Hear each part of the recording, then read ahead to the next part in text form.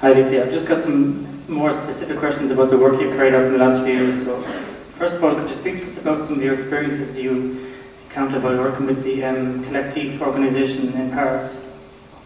Yeah, I think if I am an anthropologist, I'm sort of an accidental anthropologist. I moved to Paris a few years ago, although I still work in London, and I'm one of Life's volunteers, and I decided that I wanted to volunteer with this organisation because they work very close to where I live. And it was an organisation that gave information to new arrivals into Paris, and they tended largely to be Afghans. So I started off just being a volunteer. It wasn't my intention to do research.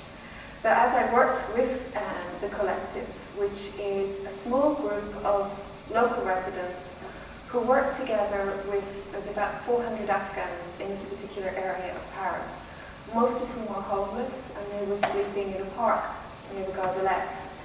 And the Collectif would try to give them information about how to seek asylum, about their rights to in law, but also to accommodation, which are fairly non-existent.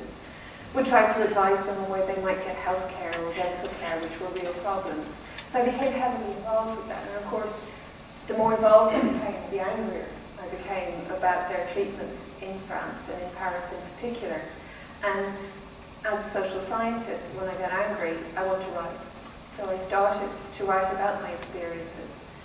And it ended up becoming very much a critique of European asylum policy and practice, with a particular emphasis on French asylum policy and practice, but also Greece, which is where many of the, in fact most of the inmen came through.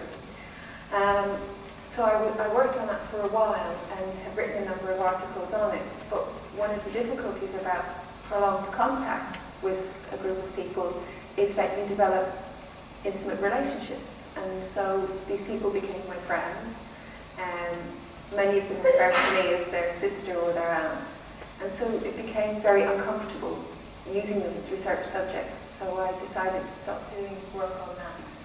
And I'm now developing another project that looks on deportation, in particular from the UK to Uganda.